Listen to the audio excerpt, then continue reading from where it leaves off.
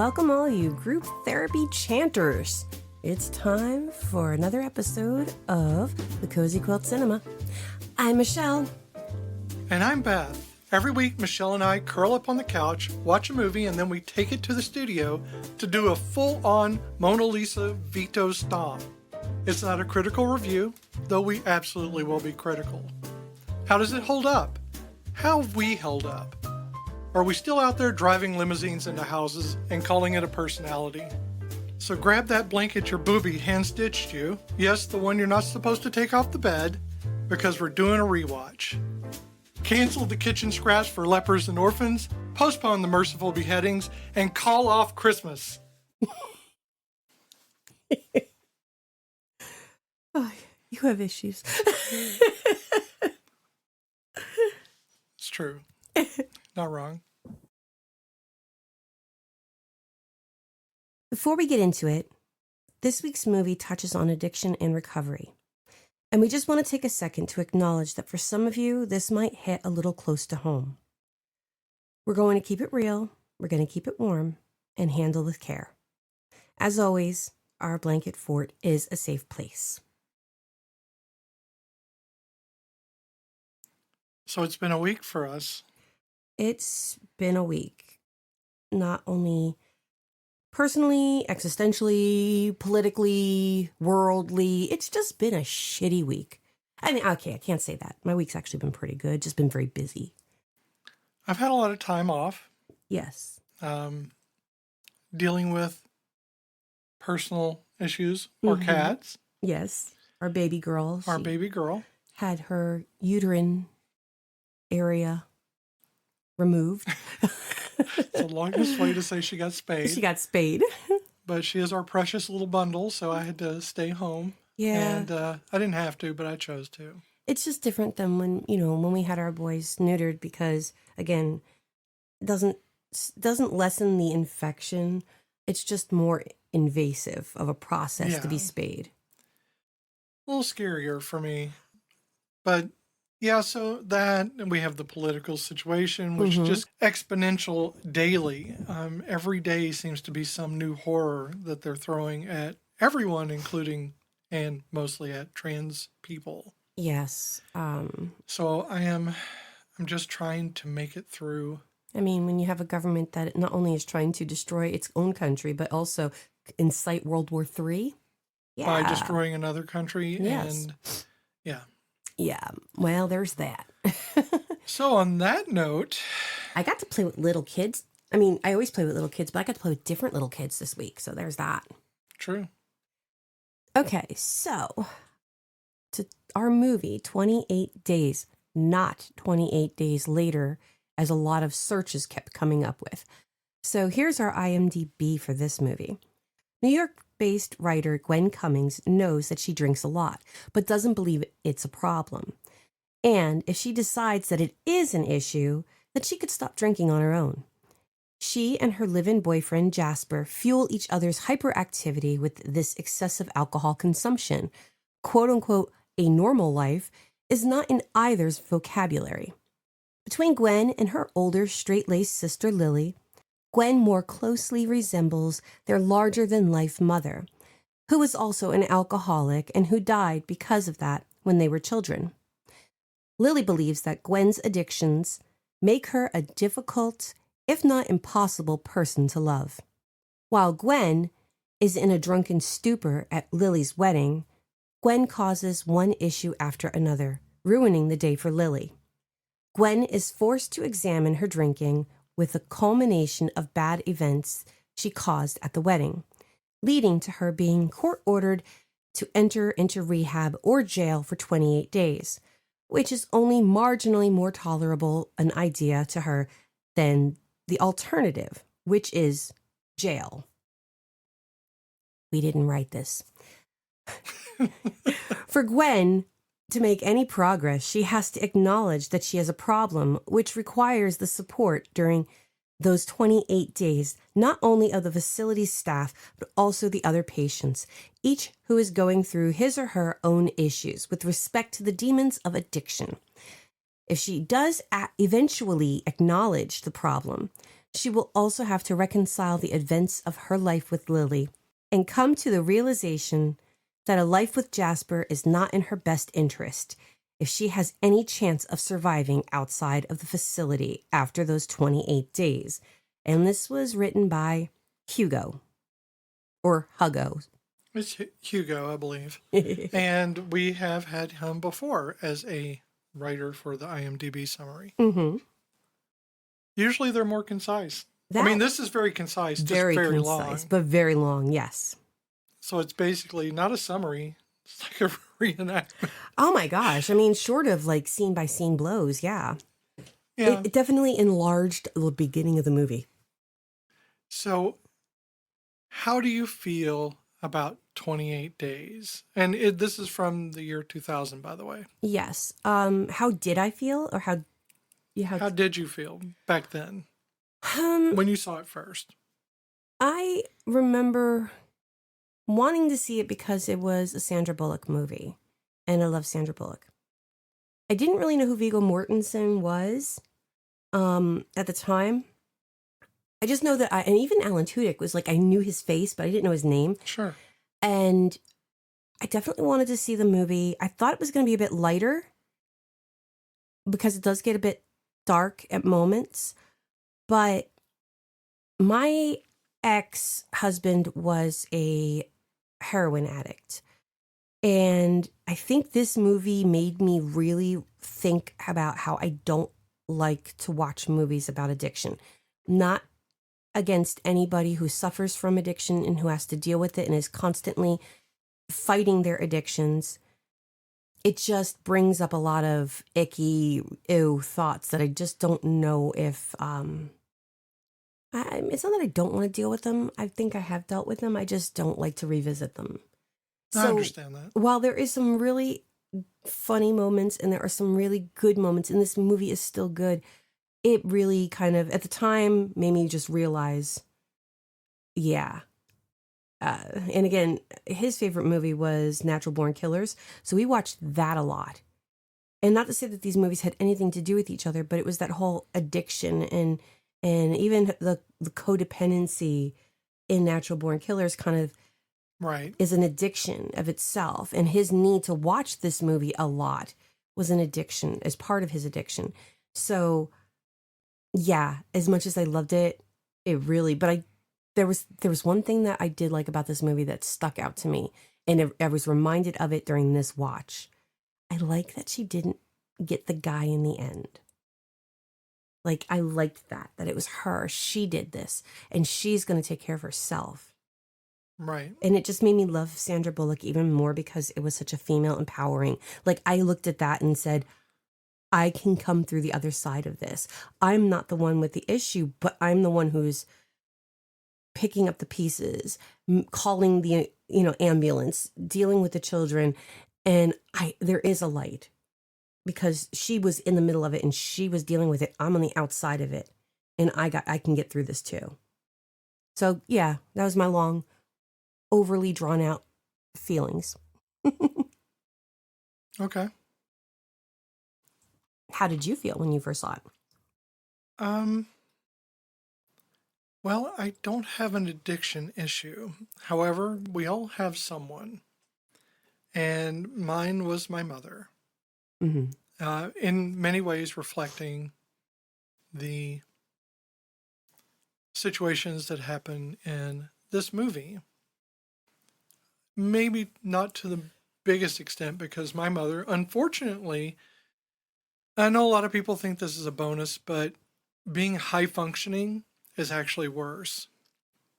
And we'll go into that. Mm-hmm. But I felt this movie. When I first watched it, I watched it for the same reason you did. I watched it because it had Sandra Bullock in it. And I was like, oh, well, this will be neat. Yeah.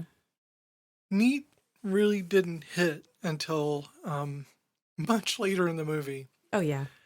I did not expect to go into a Sandra Bullock movie experiencing every freaking emotion I could think of. Yeah. And so how it made me feel like I was 8.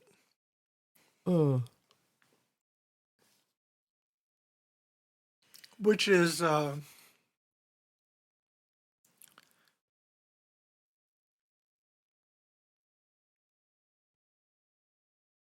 difficult. It's a difficult time, and I love this movie so much, but there are parts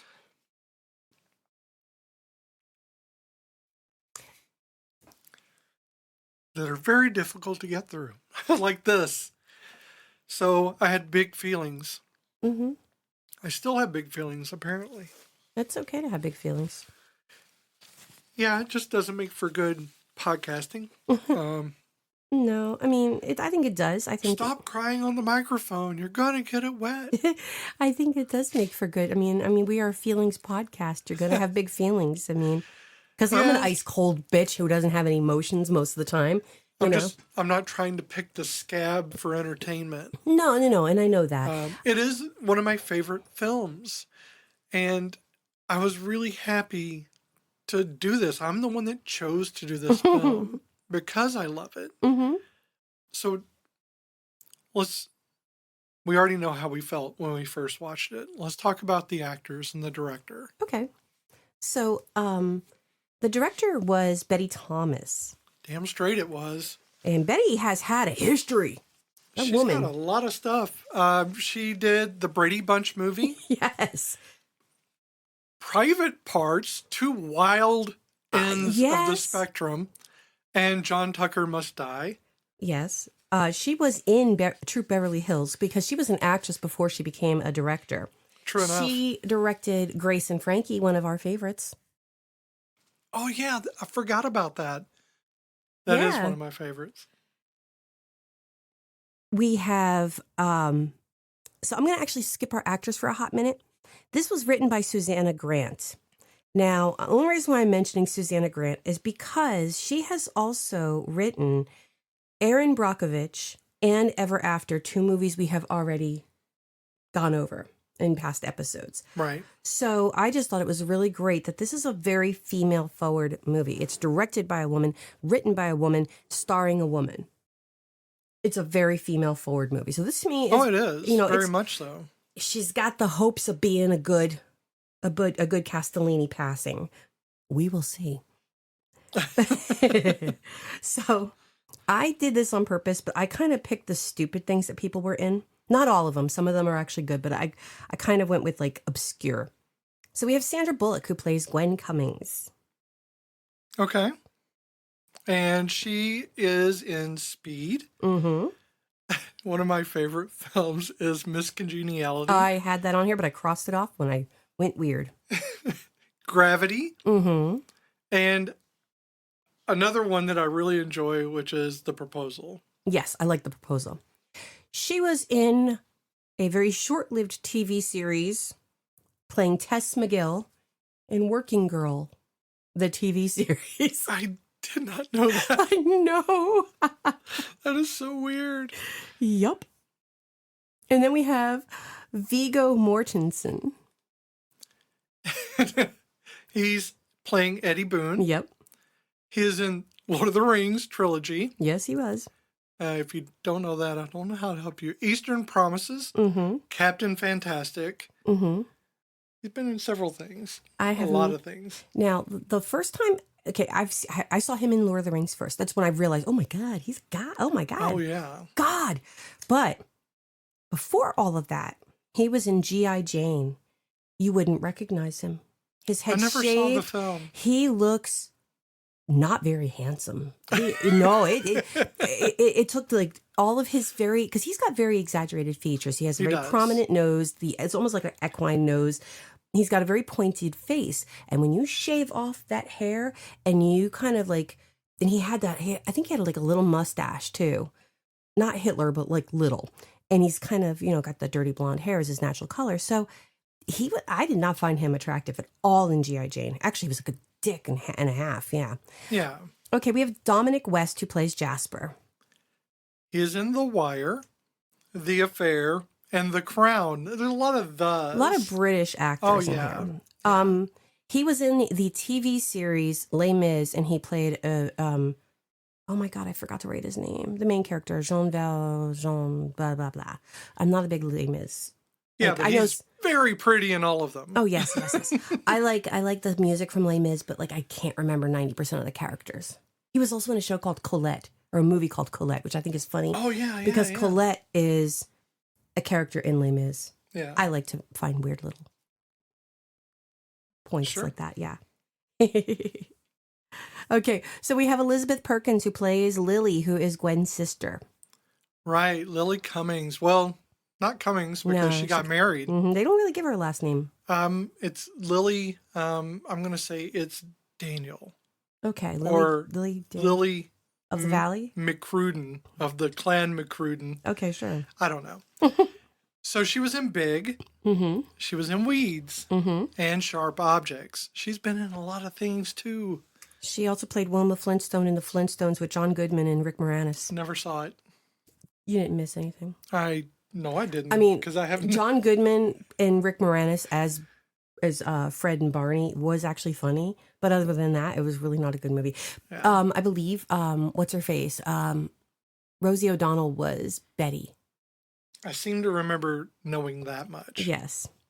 We have Steve Buscemi, my love, one of my many loves. He plays Cornell. Cornell Shaw. And what's funny is because one of the other characters is wearing a Cornell sweatshirt, and I'm going, wait a minute, that's not Cornell. Ever heard of it? Ever heard of it? I went there. He was in Fargo, Reservoir Dogs. Yes, he was. Boardwalk Empire. Mm-hmm. He's also played God in a TV series. I love that show. Oh my God, what the fuck is it called? Because he's got Dan Radcliffe in it. Right. Oh my God, that is... I don't remember the name of it. I just know that he was really good. I saw season 1. It was really good. I actually have seen everything but the last two. I think last season, what is it? It was Urban Decay / post-apocalyptic. Yeah, I haven't seen that one. I think the last one I saw was The Old West, and oh my God, Dan Radcliffe, you kill me, and I love you so much. Sir not appearing in this film. Yes. Okay, but he was also the voice of Randall in Monsters, Inc. True. Because I wanted to go with obscure things. I mean, I was going to say Fargo, because I did love Fargo, but I wanted to do Randall. Alan Tudyk, who plays Gerard. Gerhard. Oh, sorry. Gerhard. Oh my God, I can't say his name. Played Gerhard.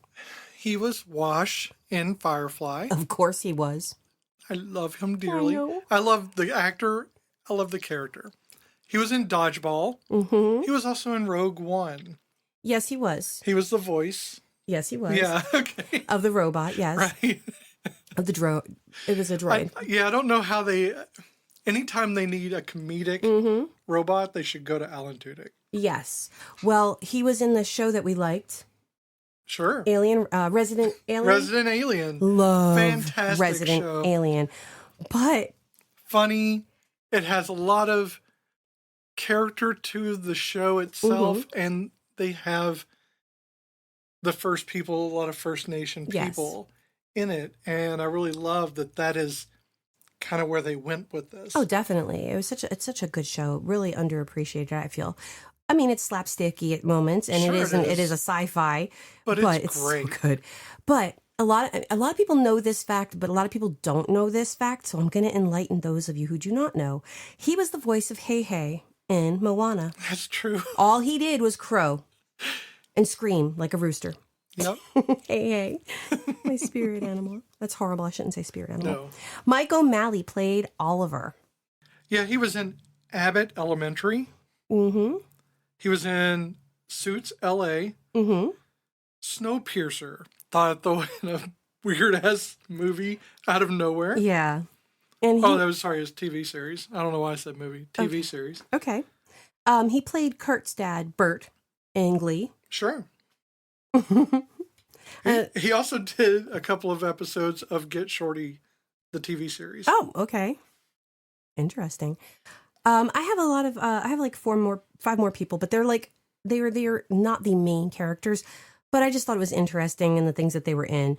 So we have Marianne Jean-Baptiste, who played Rashonda, who was in Broadchurch with my other love, David Tennant. Oh, yeah. And she did a lot of, she's British, and she does a lot of TV shows like that. Well, she did the podcast series Pride and Prejudice. And she was Mrs. Bennet. Yeah. Azure Sky, which is basically, I think her name is Blue Sky. Azure Sky. Azure Sky. Yes. Okay, but still pretty. She plays Andrea, and Delaney. And she was in Buffy. Damn straight she was. Good call. And she was also in Riverdale. Yes, she was. One Missed Call. Duncan. She's been in a lot of things. Mm-hmm. And I love her character.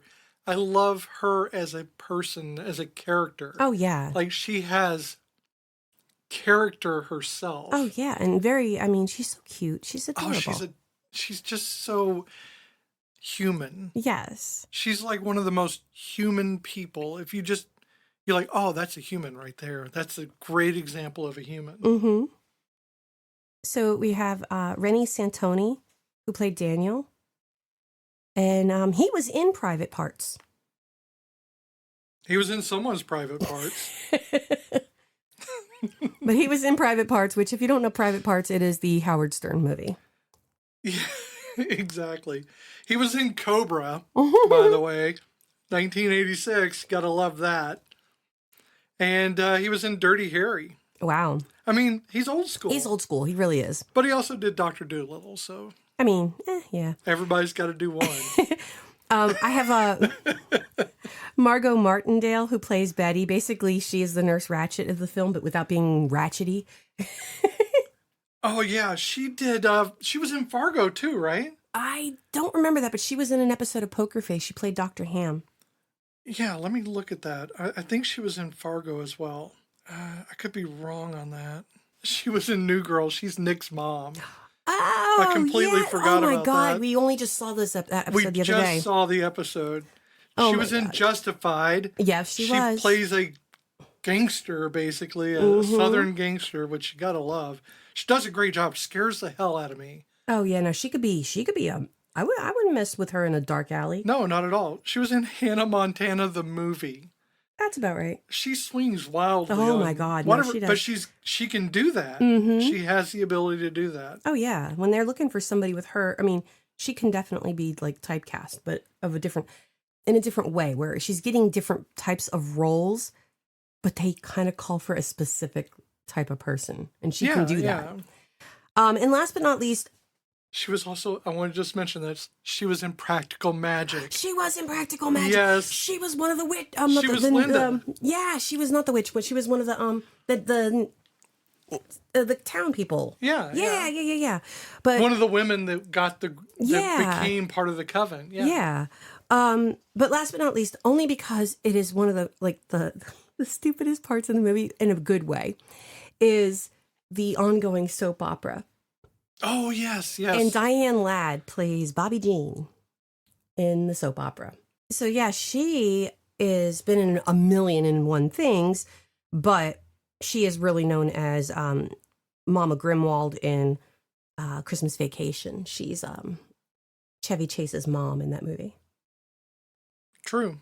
She's also in Grace Under Fire. Oh, yeah. She did a couple episodes of that, which I really loved that show back in the day. Mm-hmm. Also, a show kind of about addiction. Mm-hmm. You know? And she was in Dr. Quinn, Medicine Woman. Yep. She's done a lot. She has a lot of history, to look at. So we have a large cast of characters, but I do want to mention someone. He is an actor, okay? But he's also a musician. So Ludden Wainwright the third is a singer-songwriter, but he's also in the movie. Yes. The guy with the guitar, that is him. Yes. He's singing his song, and he's got several songs in the movie that he sings. And so in this movie, I love the movie itself. But within the movie is a song called Dreaming. It is heart-wrenching. It speaks to me in a very visceral way. And if you get the chance, I will provide a link in our show notes to listen to that song in its entirety. And I don't know if you will get anything out of it, but it speaks to me. Mm-hmm. And I love the song. And I know it sounds like, melancholy, but the message in it is greater than the sound that that it has. And I think it's well worth, I don't know, listening to. It gives you a vibe, not even for the movie itself, but just for the situation that a lot of people find themselves in. Particularly in this story with Andrea. Yes. Who, has a very tragic story in this. So I think it's worth listening to just for that, just for her. Yep. Again, it is, there's just a lot. There are a lot of things to talk about. So, I mean, we start out with Sandra Bullock, who is Gwen. Yeah, and the thing about Sandra Bullock in the beginning of this movie, that I think another reason why this movie kind of messes with me, is I actually forgot about the whole beginning of this movie. Yeah. With the way she is. And my sister she's got a lot of issues, and I'm not going to air her dirty laundry on the podcast, but any more than I probably have in the past. It would never get dry. It would never get dry. But there was a lot of that personality, that I am fun when I am fun, and addiction. And that type of personality, it can be very magnetic. People want to be around that, but it can be also very tiring and exhausting. And you see her character when she's in rehab, and how she's irritable and she's angry, and nobody likes her in the beginning. And that is her sobriety kicking in. And that was my sister's behavior as well. And you throw in mental health and other things, and you didn't want to be around her when she was like that, but you wanted to be in the middle of her party and her life when she was on a high, and a literal and or figurative, mental high. Right. And so I watched this movie, and it just brings back memories of seeing her destroying herself and being swept away with it, being a part of it, and not giving her the drugs or giving her the alcohol, but wanting to be there when she's funny and when she's playful and having a good time, because you're going to have good moments, you're going to have fun, and then it's all going to be swept away. Right. Yeah, that's kind of not everyone is the same, No. but a lot of the MO for those who are addicted and who are imbibing, who are drunk, who are getting high, is they feel better for a short time. Mm-hmm. That is, they're self-medicating. And, my best friend, he had addictions. Mm-hmm. And it took him a long time to kick them. Yes. And you never cure yourself. No, you're always... You can only ever keep daily and hourly and minute-wise keep from doing them. That's what you do. Mm-hmm. And so I watched him. He was always the life of the party. I think that tends to be a fairly common aspect, is they're the life of the party, because they are. They feel great about themselves for that short amount of time. Yep. You don't see the other parts. No. You only see the parts where they're having fun. Yeah. Because they're always on. They don't let you see that part.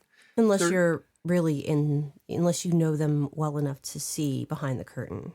Right. Well, you have to be behind the curtain to see it. So yeah. And I was behind the curtain with my sister, and you were behind the curtain with our friend. Yeah. That's really, and this is going to sound controversial, and people are probably going to be annoyed by this, but there is multiple types of addiction. And I will say with honesty that I think that you and I have a form of addiction that my ex would always say, no, there's no such thing as. But I feel like people like us who struggle with our weight, we have a food addiction. We have to eat to survive. It's our problem is controlling our ability to say no to certain foods. Even if we don't buy those foods, we will make up for it by overeating in some other direction. I'm not making an excuse. I'm just wanting to recognize the people out there who struggle just like us. And while we don't have a drug addiction or an alcohol addiction, we have the addiction in our background. We have addiction in our families. My father was an alcoholic. Fortunately, I did not see a lot of that because he was not part of my life. I just saw it in bits. Primarily because of the addiction. Because of his addiction. And I only saw the high moments of my dad. And in the few low moments I saw of my dad, I didn't want to be around him. And I just want people out there who do not have a substance abuse addiction who suffer with weight problems to know that we understand, and we also believe that it is a form of addiction. You have to eat to live. But my ex would argue. Which makes it very hard to get off of it. Very. Well, that was like my biggest argument with my ex was when I pointed that out to him, he's like, well, you don't have, that's not an addiction. I'm like, well, the difference being that you have to go make sure you have the money, go out, either buy the alcohol or the drugs, and you have to work for your addiction, but I have to eat to live. So there's always going to be food around me at all times. I can't not eat. It is very much like being an alcoholic and working. It's like Cheers. It's like working in a bar while you're an alcoholic. Yeah. It's there all the time, and it's readily available. No one's stopping you from eating. No. It's the control. We have a willpower that is very weak. It's like putting out a buffet or always keeping drugs in your cabinet that are illegal drugs, and you're an addict. Can't touch those. Don't eat those. Don't do those drugs. Well, I mean, that is one of the things about addiction. And I am by no means an expert. I've only ever had either the effects around me or my own, like, it's not an eating disorder, but I definitely have problems with using food to supplant emotions. How many times do we call each other up at the end of the day as we're going home from work going, comfort food tonight, comfort food tonight? Sure. You want ice cream? Yes, I want ice cream. Well, I'll never say no to ice cream. Right. But addiction isn't something that you have willpower over. You're going to fall. And it's not about falling. And that's something about this movie that I really like. It's not that you fall. It's that you get back up. And you just have to keep getting back up. You're going to fall. There's going to be that day you take a drink. There's going to be that day you do the drug. There's going to be the day you overeat. But you have to get back up. Oh, yeah. Every single time your addiction doesn't allow you not to, or you just get caught back up again and you get swept down that river that you just swam up. And I know I'm mixing metaphors. That's okay. But I think what I appreciate about this movie. I think I'm having trouble. I know you are. It's okay that I'm here to pick it up, baby. I like how in the cluster, the main group of people, there are different endings. And while not all of them are good endings, I mean, this is a 26-year-old movie, so spoilers. Yeah. You have the extremes, but the varying levels in between. You have the Sandra Bullock who gets out, struggles a bit, but ends up putting her foot down with the boyfriend who's / fiance who is only really there to most likely drag her right back down into that pit when she's gotten herself out of it. She's not above water, but she is at water level, and she is going to try to pull herself out of it completely. And he would very easily grab her ankle and drag her back down. I mean, that's true. So they're codependent. They are codependent, and she realizes this, but she's kind of like the hopeful, happy ending. Now we have Gerhardt, right? Yeah. I said it right. I said it right. And he's doing good, but he's also struggling. He forgot to water his plant, and it makes him very emotional. And that's him struggling. He's trying so hard to fix his life and to keep this plant alive because the therapist, Steve Buscemi, said, before you get into a relationship, try to, keep a plant alive. Right. And so he had a plant and a dog. And a dog. But he's so emotional when she sees him, but he's so glad to see her and have a friend. Again, he's struggling, I think, a little bit more than she is, but he's getting there. We have the woman who's trying, her children miss their mom because the fun times were fun, but the addiction took her away. Right. And I relate to that one because my kids had to deal with that. And, we were always put on the shelf when when he didn't want to deal with us. And he was in his, head and in his addiction. But then we have the doctor, Daniel, who he screwed himself up. He gave himself a tracheotomy. It's a long, he was basically pumping his own stomach. But he got put right back into rehab, and he comes back with a big black eye. So he fell off the wagon very quickly. And then we have Andrea, who couldn't handle it. She couldn't handle being on the outside. She knew she was safe in rehab, and the idea of leaving rehab overwhelmed her because this wasn't her first time. At 17 years old, she was a heroin addict who was struggling so hard. She would cut herself. And then I saw my child in that because my child did that. Yeah. And then she takes her own life. So she overdoses. Yes. And this is that extreme. I don't know that she intended to take her own life. I honestly think that what she was trying to do was get high so that she would be stuck in there longer. Probably. And what I know of heroin addiction, and because this happened twice with my ex, is they pick up where they left off. When you've been clean from heroin for a period of time, your tolerance towards heroin. So when you're on heroin, you have to keep taking more and more to reach that same level of of high. And then you get clean. And now your body can't handle that level where you were. You have to start back at the low level. And both times my ex would go back to his last dose level. True. And overdosed 2 times because of that. And that plays out exactly that way for Andrea. Or Andrea? Yeah, I think it's Andrea. I think I said Andrea by accident. Mm-hmm. It's easy. Mm-hmm. So I know we're talking about the people. Let me talk about the music in the movie. Okay. Because it plays a part in all of this. The cinematography and the music, they mix in order to give you the effects of feeling a little bit high. Oh, yeah. You feel a little bit queasy, a little sick. And I still have trouble listening to Jeremiah Was a Bullfrog because it makes me ill thinking about it. Oh. And, the movie plays these discordant effects.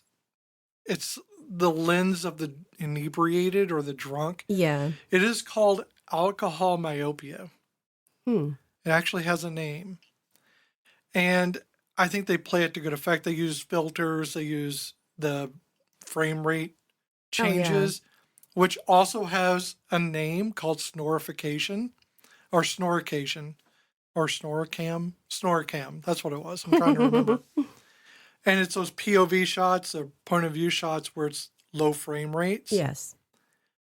And those moments that are stuck throughout the movie or Sandra or Gwen remembering. Mm-hmm. Boy, I'm very handsy. I'm tapping the pop filter and everything. That's my job. I know.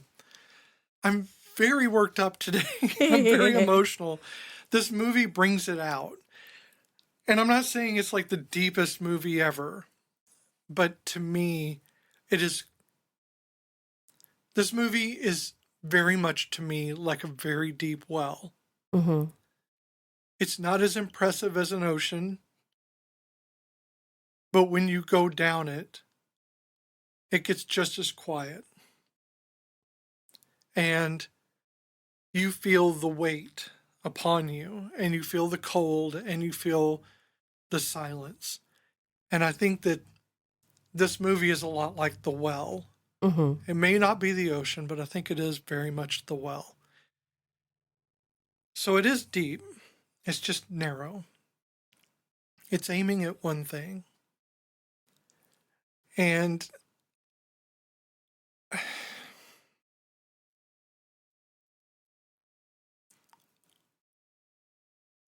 You can get better. It can get better. I feel like that's something that the movie does. When Gwen starts to clear up and clean up, you start to realize that, and she does not want to die. She does not want to go to jail. She doesn't want to become what she was again.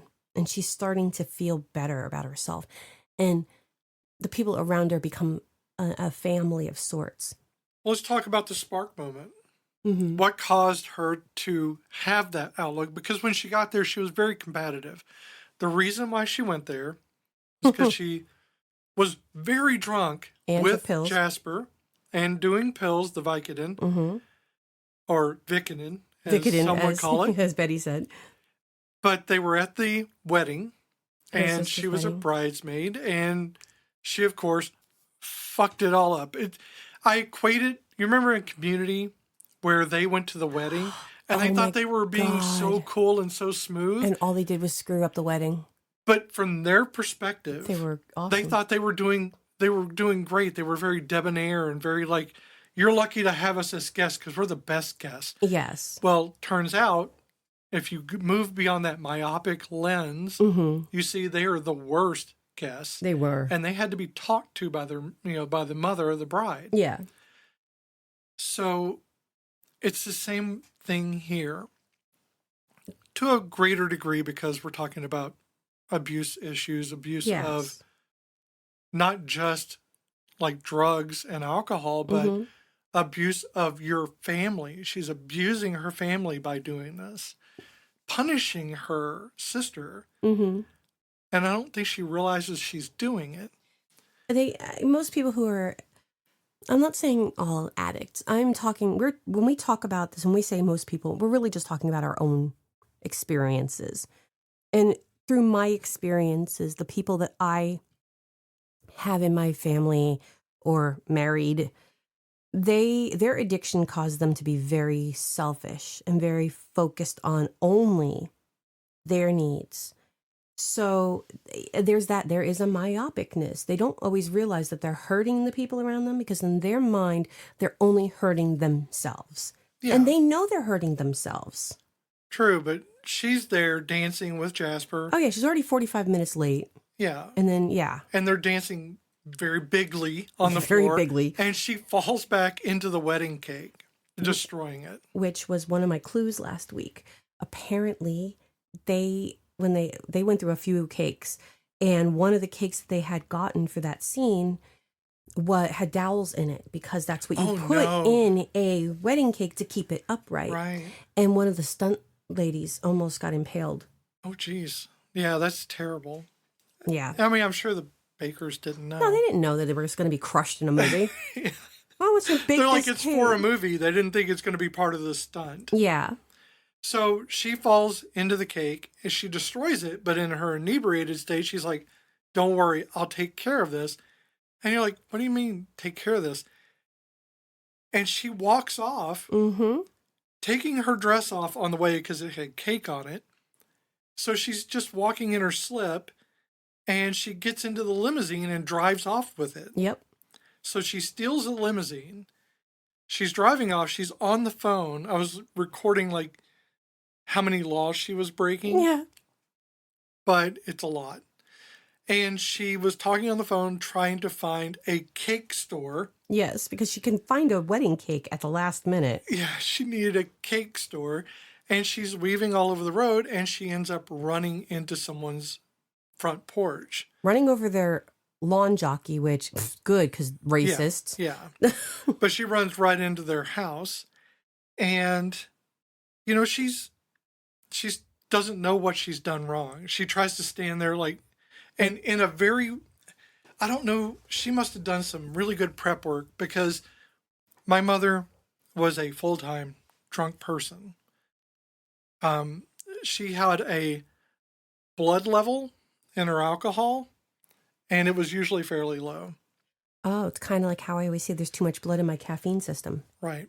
But she had many wrecks throughout her life, and every one of them, it was someone else's problem. Mm-hmm. It was someone else's issue.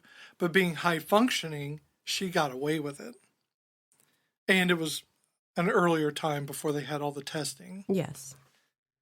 And Gwen is standing there, and you saw her as, looking at it like, what? Nothing happened. And I see her looking at it like, who the hell did all this? Like, she has her hands on her hips. She was just trying to play it off like she's not drunk. Yeah, she's wobbling, and she's got her hands on her hips, dressed in a slip in tap pants, and she's got, she's like, what? Wow, who the hell did this? I don't know how that happened. But that's leading up to the fact that why she's in rehab in the first place. Now, when she's in rehab, she doesn't like being there. I think everyone starts out that way, so everyone's expecting that.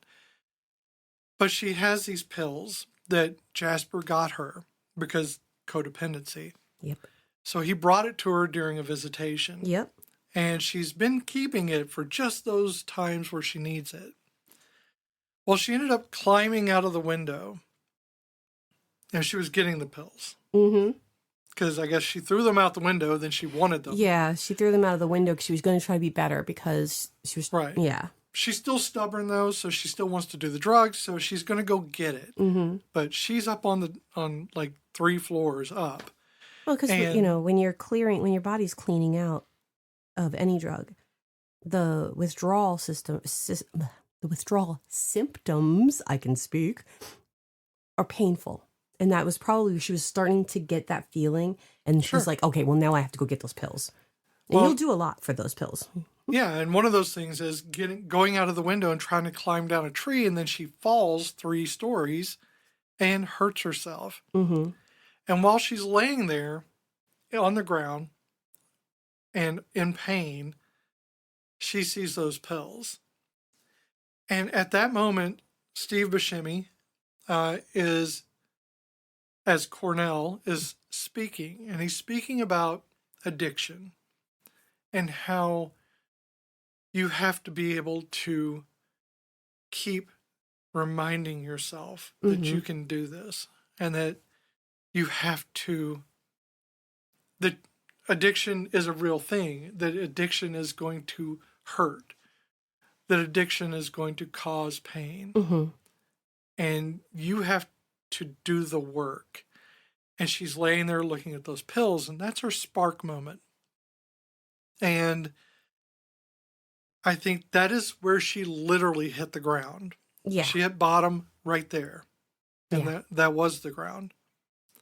And that is where she changes.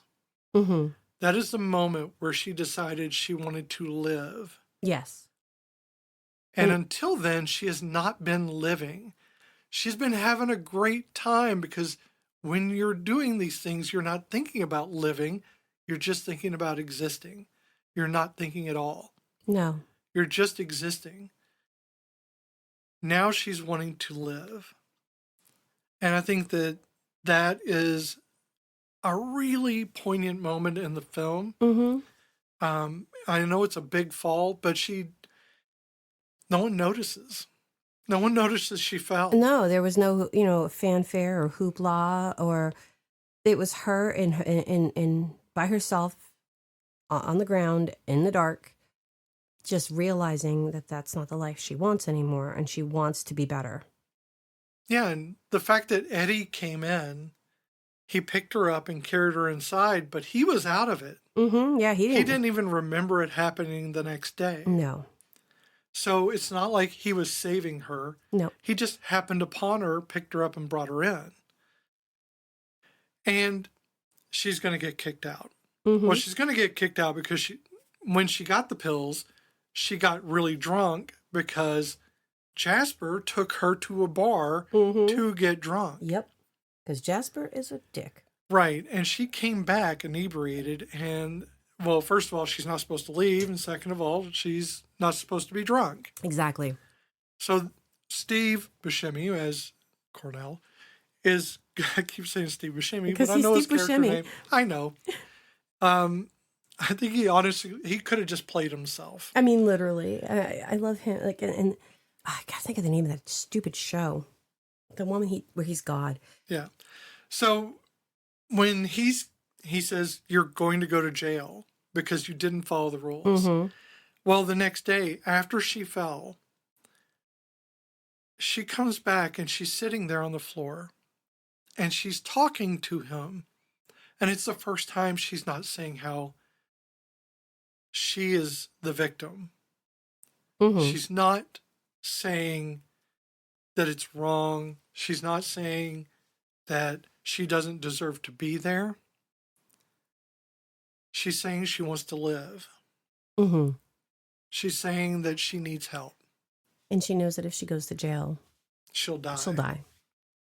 And that is a huge thing. It's one of her issues is never asking for help. Mm-hmm. Instead of asking for help, she's always self-medicated. Yes. And we all need help. Everybody needs help. And asking for help is not a sign of weakness. And that's something weirdly enough, we teach children to ask for help. And then all of a sudden, it's like a trigger happens in our brains, and we all of a sudden stop asking for help.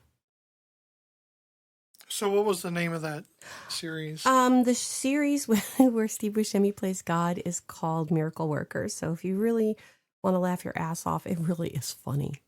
It's good. He was such a spoiled brat, and he's God. So I think the thing about this movie is it really highlights that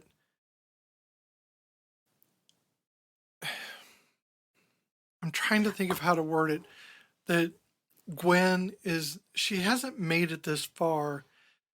And you see from shots of her mother, like it does these montages of her mother, and how she is very much like Gwen, or Gwen is very much like her, is that they didn't survive because of their ability. They were just surviving by chance. And it's a false notion that you survive because of your ability. Mm-hmm. Gen X didn't survive because we're tougher than everyone else. No. We survived lawn darts and a lack of seatbelts By sheer dumb luck. because we are the ones that survived. A lot of people didn't. A lot of children died. A lot of people died. Darwinism. Before us. No, they I died know. because there weren't protections there. I know. I'm just trying to bring some levity. Sorry. My bad. So it's one of those things of you don't survive because of your ability. It is sheer chance that you're alive. Mm-hmm. And to think that it's otherwise is hubris. So when you're saying, I understand what they're doing when they say that you have to look at a higher power. And a lot of rehabs, they use God, which one, but they use a God of some kind. But honestly, it's just, you have to give up the notion that you're smarter than everyone else and that you have a greater ability to survive than everyone else, because you don't. You're obviously not doing well. You're in fucking rehab. All right? You're lucky to be there. Hopefully you're lucky to be there, because hopefully that rehab is like this place. It's actually trying to help you. Yes. So I think that's what I get out of it, is that the movie is ultimately you have no say in how things turn out. Andrea had no say and how things were going to turn out. We are flawed people. We're human beings. And it doesn't matter how cute you are, how sweet you are, how thoughtful you are. It doesn't matter that you can play an instrument beautifully. It doesn't matter that you're a really good surgeon. None of that matters. Because ultimately, your addiction is what defines you. People don't see those other things. Because that's what happens. If you're addicted to something, it becomes your fight. And that is now what you are. It doesn't have to be that way, but that's the way it is until you seek to change it. Mm-hmm. You're always going to have that addiction, but you're always going to have, your stray thoughts, or you're always going to have your ability to do numbers. You're always going to have those things. Those are part of you. But learning how to deal with them, how to manage those things is what's important. That's what could define you. And I think that's what Gwen is figuring out, is she doesn't just need help. She needs to be able to vocalize, needs to be able to say the words. Yes. And a lot of people can't. And I was saying earlier that we tell little kids, because that's what I do all day long. Tell me if you need help and I can help you, because that's what we're here for, is to help you. And somewhere along the line of us growing up and our independence, we stopped wanting to ask for help. And it's frustrating because we all need help. We all need to rely on the people around us. If I didn't have the help of others, I would be nowhere. If I didn't have my friend who, lived in Texas, I would have been stuck in New Jersey, living underneath the thumb of my in-laws who hated me. If I didn't have, people who were willing to give up a seat on a train when I was 19, it just would have been a worse experience. It would have been, there's so many things in my life that I look at that, hell, if I didn't have you taking me to my damn appointments, I would have been, having to find a bus to take or something like that. It would have been so much harder in my life if I didn't ask for help. It's important, and it doesn't show weakness, because what it made me do is to be grateful for the people who were able to give me the help, but also make me want to help others who are in the situations that I was in and who ask me for help. And if I have the ability, I am willing to help them. I feel like by being weak, by quote unquote weakness, by showing that, it made me a better person. I don't know that I understand what you're saying. I don't think it's weakness. I think it's just showing humanity. Well, I think too many people see it as weakness. Sure. I'm sure a lot of people would term it as weakness, but I think a lot of people internalize their own stuff and they become embittered to the world. If you can't talk about your feelings, you push that off onto everyone else as weakness. Exactly. And hell, we still do it in our daily lives. Oh, gosh, yeah. And we talk about our feelings at a semi-professional level. But I think that you're right in a lot of ways, but it's by chance. I wasn't your white knight. I just happened to be there.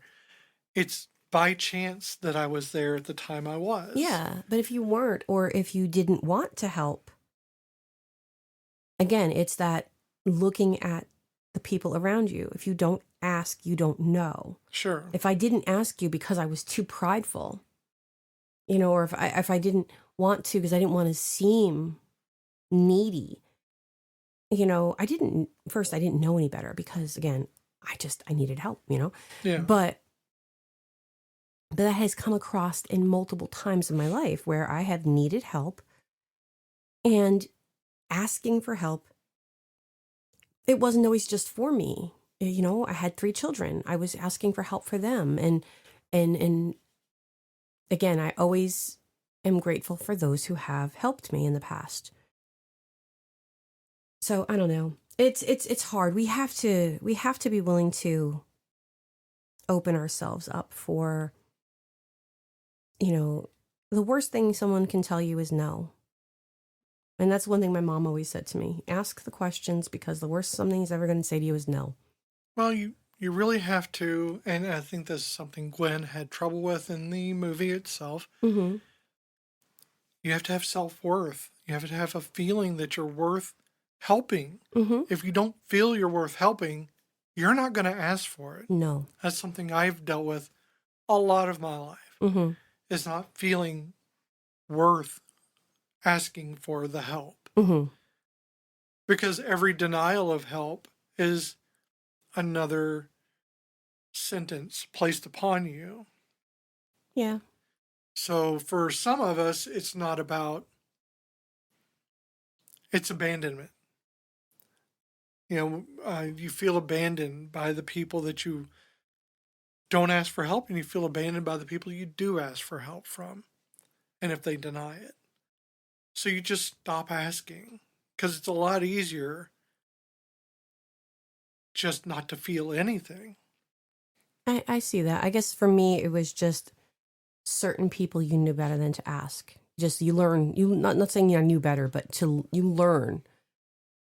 I never asked family. When I did ask family for help, they would tell me no. So I learned quickly, don't rely. Sure, but you were using what you could read from other people, Mm-hmm. whereas I could not read other people. Oh, yeah. No, that makes sense. And so, since I don't have the ability to understand a lot of humans, it's better just not to ask.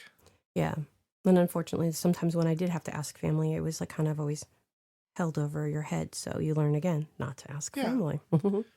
So we have generational trauma. Mm-hmm. We have the toxicity of relationships, of substance abuse in those relationships. Both familial and yeah. Yeah, but over and over again in the movie, we have Jasper who keeps leading her back. Yep. He just never lets up. He is, in fact, many ways, her addiction itself. Mm-hmm. An embodiment, yeah. Yeah. Because like I said, he was going to drag her down. Well, yeah, because that's kind of that's his moment in the movie, is dragging her back down. So at the end, when they go to get, when she sees him and they go get drinks, and she's not drinking. Yeah. And then they see friends of theirs, and they're like, oh, we thought you were dead. You should come and hang out with us. Da, da, da. And he's like, yeah, we should go back there. Da, da. And she doesn't want to. And he's like, yeah, we'll just go get, a club soda or whatever. She knows in her heart, if I go back there, I will drink. If I go back there, I'm going to be swept up in the moment, and I'm not. And she knows she's worked so hard to get where she is right now. I don't think it's just that. I think that it was the fact that in the middle of her trying to have a real conversation with him, he stops her, ignores what she's saying, and calls to his friends and diverts all attention away from what she's saying. He's already drunk. Mm-hmm. And now he's purposely picked these friends at the bar he took her to in order to party while she is trying to have a real conversation. And I think, and see, I get so annoyed by like outside things in movies that aren't shown in the movie, but I draw like the conclusions. Sure, you draw the parallels. Yeah. So like, okay, they're together. He was in her apartment in the beginning of the movie, so you have to assume he has a key. Just assume he has a key, because he just proposed to her and everything else. Okay, so he could not, in those 28 goddamn days, go to her apartment and throw away the bottles, clean her, that would be something I would do. I would go and I would be like, again, because I'm not the one he's an addict who's in denial. But if I was with somebody and they were struggling in any way, shape, or form, I would go over and I would like again, if it was if it was one of our kids, I mean, something like that, I would want to clean it up. I would want to take away the things that are the problem. Yeah, but I think that he wasn't in love with her. No. He was in love with his partner in crime. Yeah, because they weren't going to have that life, that picket fence. And yeah, he still wanted to just keep partying. Mm-hmm. He didn't want that to change, and it wasn't really about her. It was just about his needs. Mm-hmm. So yeah, he was never going to be the one to throw the bottles away. No. And that's another sign of the addiction, is that myopic, self-centered, way. And it's, again, not trying to sound hateful, because I'm really not. I don't know. I mean, I'm assuming you experienced that with your family, with your mom. I know I felt it with my dad. And of course I felt it with my ex. But you're not the main part of their life. Oh, no. And especially with a parent, you should be. But it's the drug or the alcohol that is the main part, because they're thinking about the next drink. They're thinking about the next hit. They're thinking about what's going to happen next. I don't know about you, but I'm always thinking about the next meal. I don't know how people don't think about food. I mean, I think about food at times. I don't think about it all the time. Oh no, I can promise you, at any point, at any time of the day, if you ask me what I'm thinking about, I could probably tell you it's about food of some form. Well, like if I buy a steak, I think about that steak until I eat that steak. But I don't think about it all the time. I'm planning. So I'm like, okay, so I'm going to have this tomorrow for breakfast. And I might not have it, but that's what I'm thinking. I'm going to do this for breakfast. And when I get up in the morning, I may not want it, but it's okay. Because now I'm thinking about what I'm going to have for lunch. And I don't know what I'm going to have for lunch, but I'm thinking I'm going to have that little snack before lunch. And if I'm at work, well, I can't eat. But what can I eat when the kids are eating? And then what can I eat when they're in a nap? Well, maybe if I eat all of my lunch at lunchtime, we eat lunch at 10:30. Nobody wants to eat that early. I'm going to be so hungry by the time I get home. And these are the thoughts that I'm having. No, I get because that. I don't want to overeat. Yeah. But I have to think about food so I don't come home and eat everything I see, because that's the other side of it. Sure. So the thing in this movie is it's going to seem really fun at first. Mm-hmm. Like the way it opens. It just I don't think I've ever seen her play a character like that. Right. No, I mean, I don't think so. And it puts you off. She's such a great actress. She really is. But it's chaos. Mm-hmm. It's acting like it's a fun movie, but it's just chaos at the start. And then you see it revealed through the work that she's doing on herself. You see it revealed for what it is. Mm-hmm. The scenes become more discordant. They become more, I don't know, sharper, more pointed. Mm-hmm.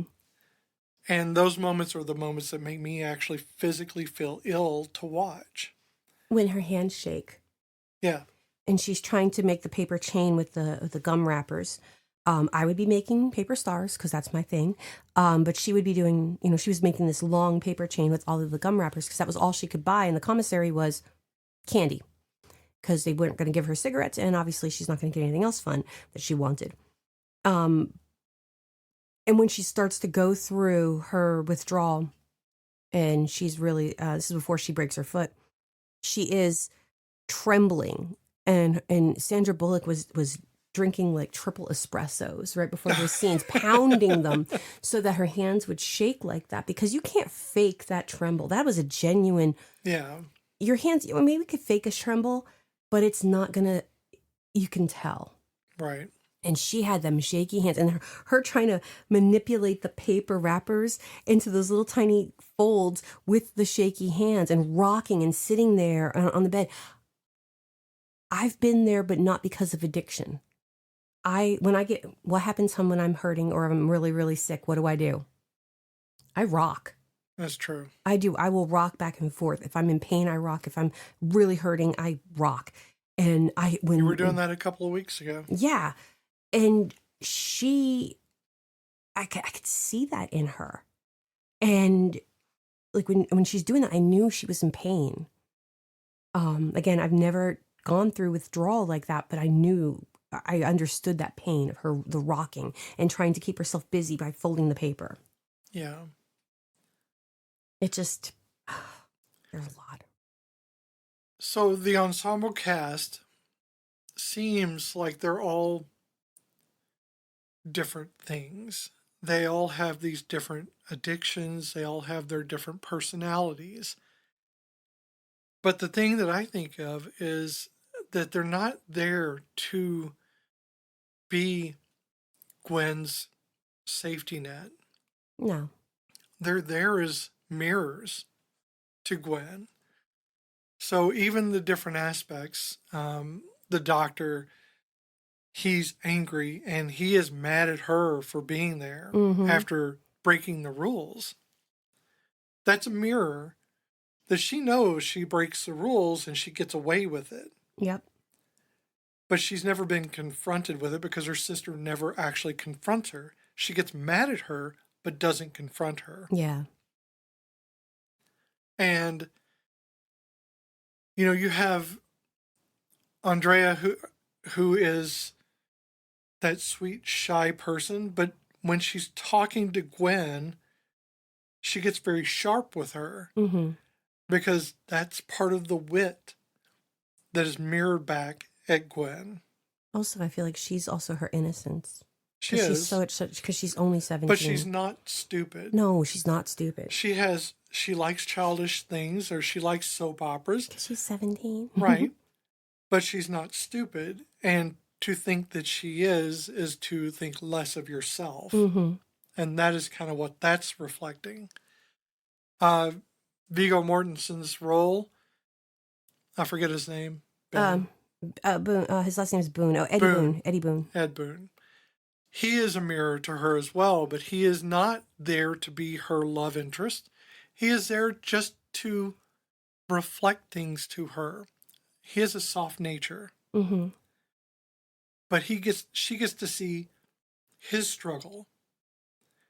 His struggles that he keeps failing at and trying desperately to hold on to, while other people around him have expectations of him just getting through the rehab. That's something she gets to internalize. I also feel like he's the mirror of what her relationship could be. Because maybe I don't think of them as a romantic couple. Not in a romantic way, but that there are, because Jasper does not respect her.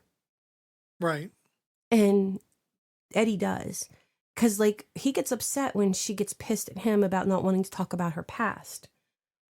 And he, you know, she kind of cuts him out. And then she realizes what she did and she tries to make it up to him.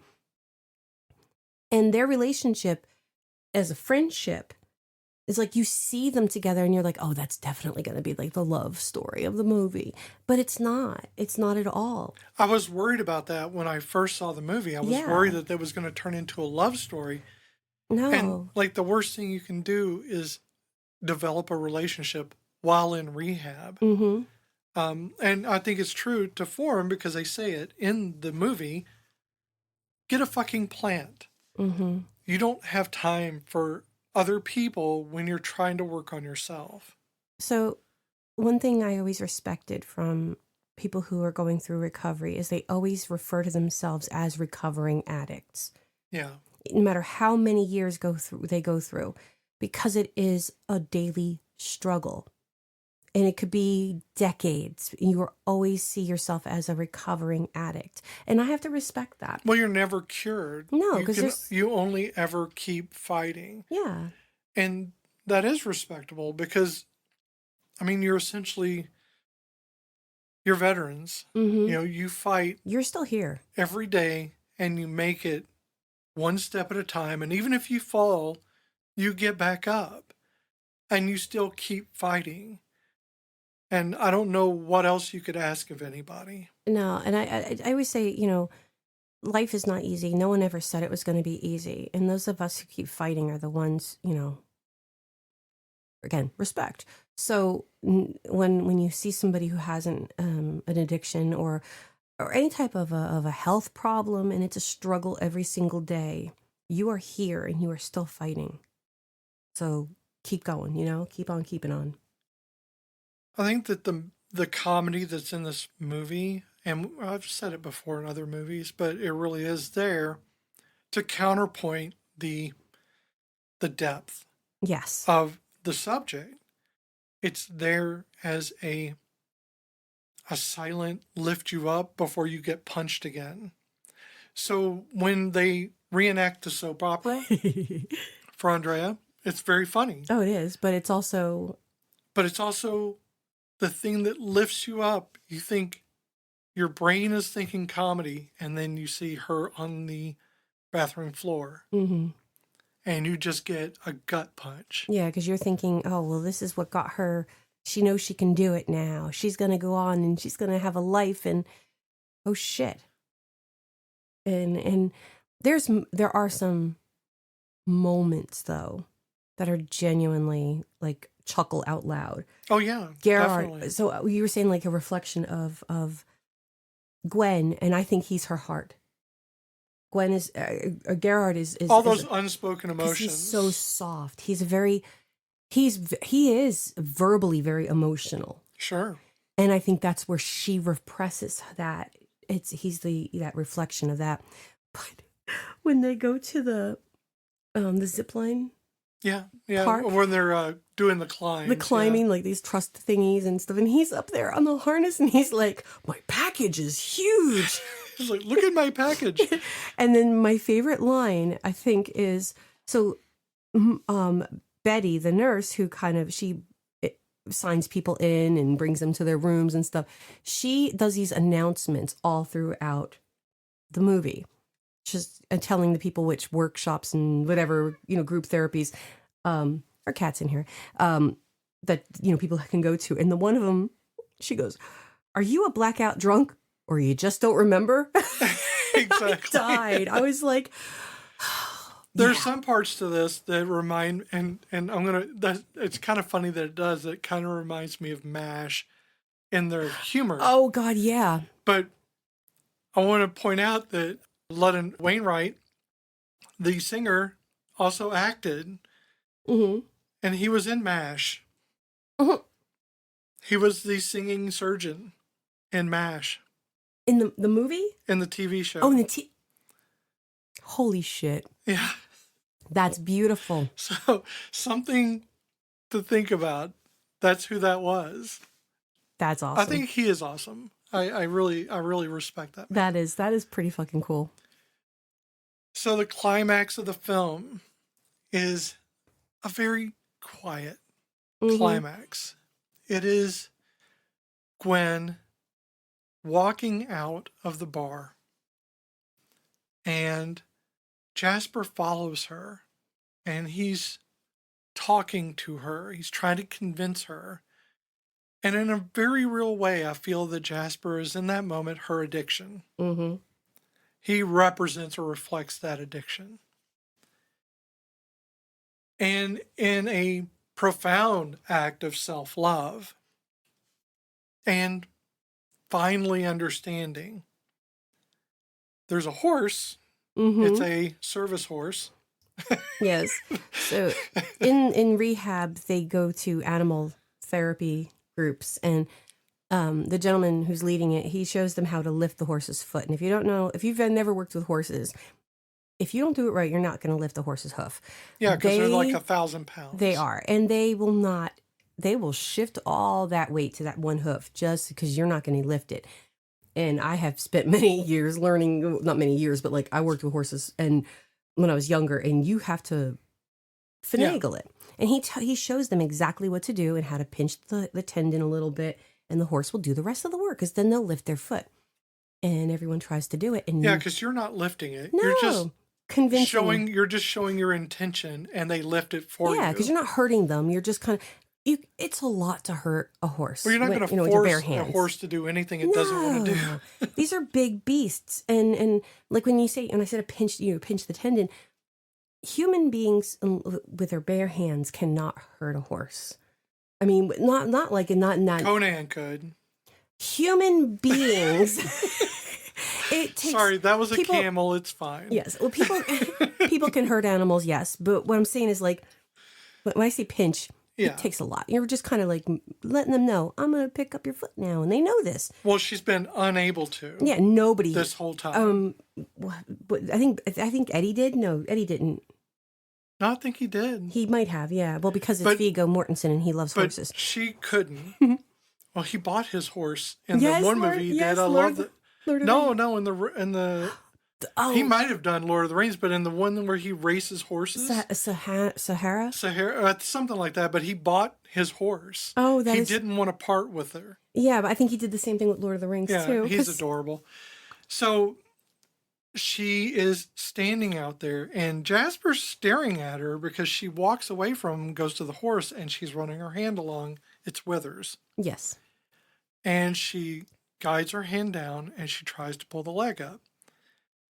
And he's like, "What are you doing? This is ridiculous." Mm-hmm. And she goes, "I'm just trying to," and she can't lift it. And she stands up and she says, "I just need some help." And the horse. And the horse looks back at her. And she goes, "Okay, I'm going to try this again." Mm-hmm.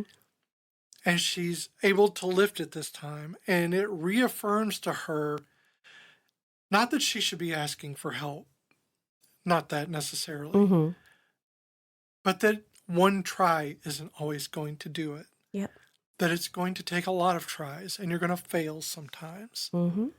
And then sometimes, you'll succeed. When you need it the most, you'll be able to do it. Mm-hmm. And he goes, "Are we okay now?" And she goes, "No, but I'm getting there." And then, not we. No, I'm. And then she goes over and gives him a kiss and then says goodbye and walks away. And that's where she meets up with Gerhardt, mm-hmm. who is crying. Alan at his most adorable. And Alan's adorable anyway.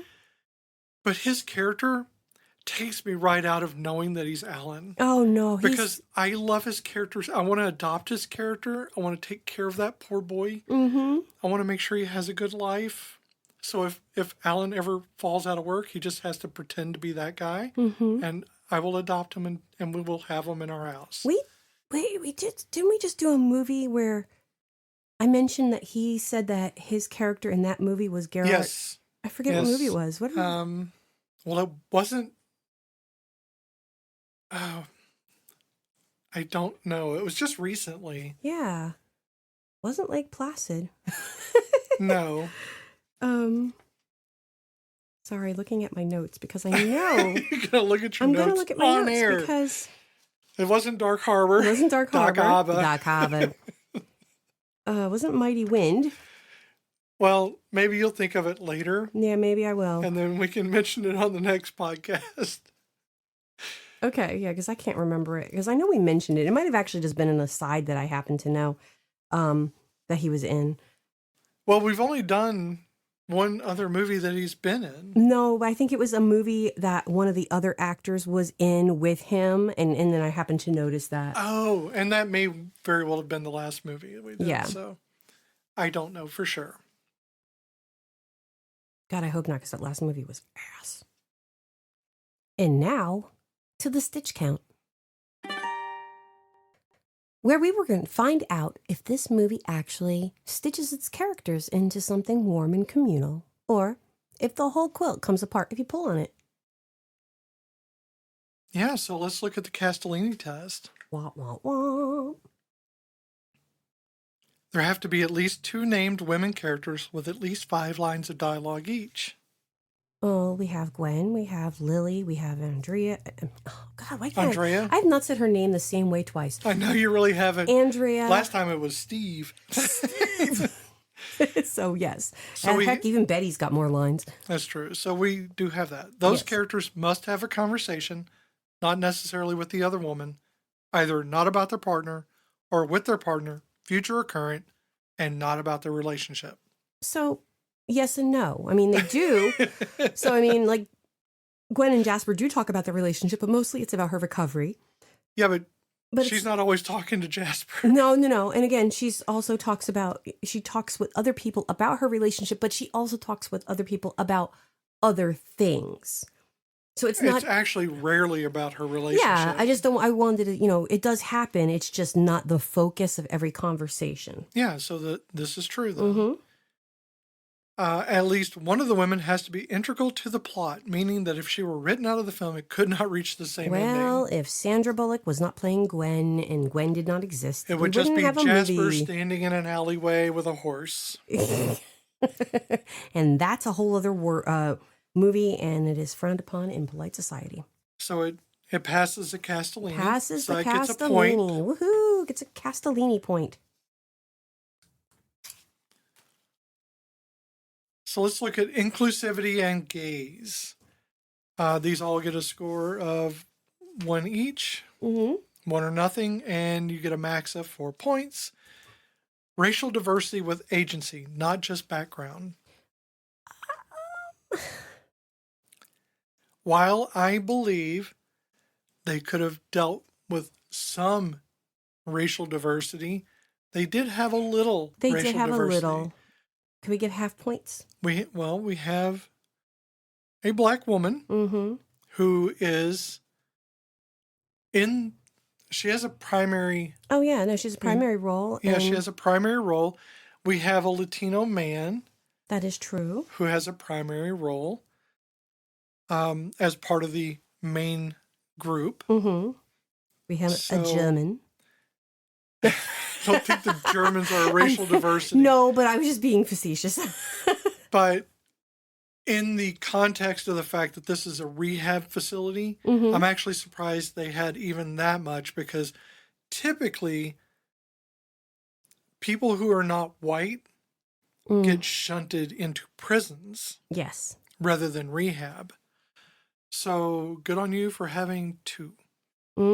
So we'll say that gets a point. Okay. You agree? Yeah, okay. I'm going with it. LGBTQ presence that isn't a punchline or a tragedy. I'm going to say yes, because even when they use the F word towards Gerhardt, they were like, don't use that word around me. Okay, we'll give it that, because the presence is there. His sexual orientation is not a punchline or a tragedy. It is his addiction, which is both the punchline and the tragedy. Yeah. Yeah, I mean, he is the levity in a lot of scenes, but he's also a lot of the emotions in a lot of scenes. Absolutely. So I want to give it a point for that, because also Alan Tudyk. There you go. Age, body type, or disability treated with dignity. I'm going to say yes, because in their group, you have a mother and you have a young girl and you have, the Sandra Bullock, and nobody is judging them based on their looks or their ability. Now, while there are the people who, like Oliver, who wants to hook up with everybody, sure, it's not about how they look, though. He just wants to hook up. This is about, again, their addiction. This is about them getting themselves right. So they're not really judging anyone by their age or their body type or their disability. Are there a lot of people with disabilities in there? No, there are not. No. And maybe there should have been. Daniel is older.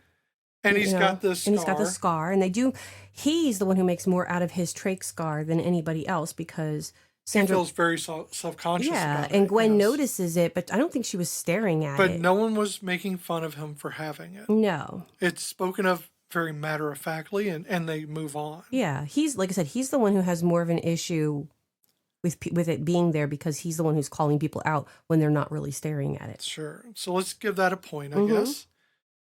All right. Camera gaze, not relentlessly sexualized or punitive.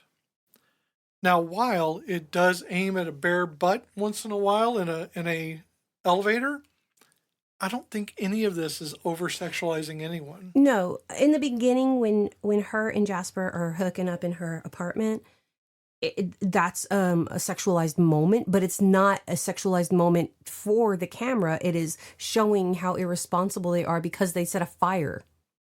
Well, and also they're showing these clips through prisms and so filters and everything else, so you're jarred by it. And you're disoriented, yeah. Right.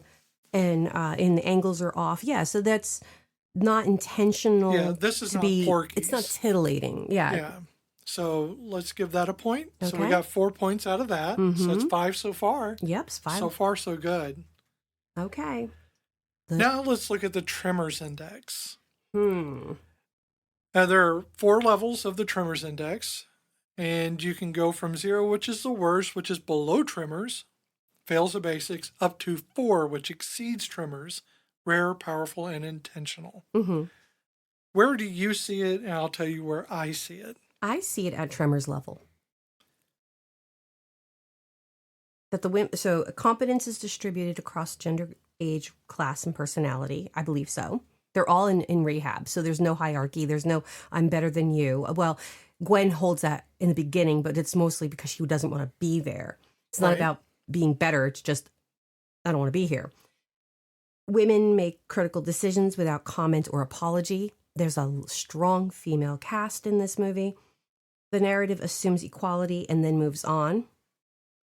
And survival requires cooperation, not dominance. So it does. Everybody has to, they're not working together to overcome something, but they're working together in a way to overcome their individual addictions. They're working in their group therapy together. They're learning their chants together. They're going on these survival, It's trips. by design, but it's also their interpersonal thing. So when the doctor returns for the second time, Gwen touches his arm and he doesn't lash out. Yeah. He treats her as a friend. Yeah. Which is not something he usually does. No. Because they have mutual respect. They've learned and they know that they have failings. So they're learning. They're doing these things for each other, but they're also doing them for themselves. Mm-hmm. I agree with this. I think this is a Tremors level or the gold standard. So I'd say, yeah, it's a 3. Okay. So what's our Stitch count? It is 8 out of 9. Wow, that is amazing.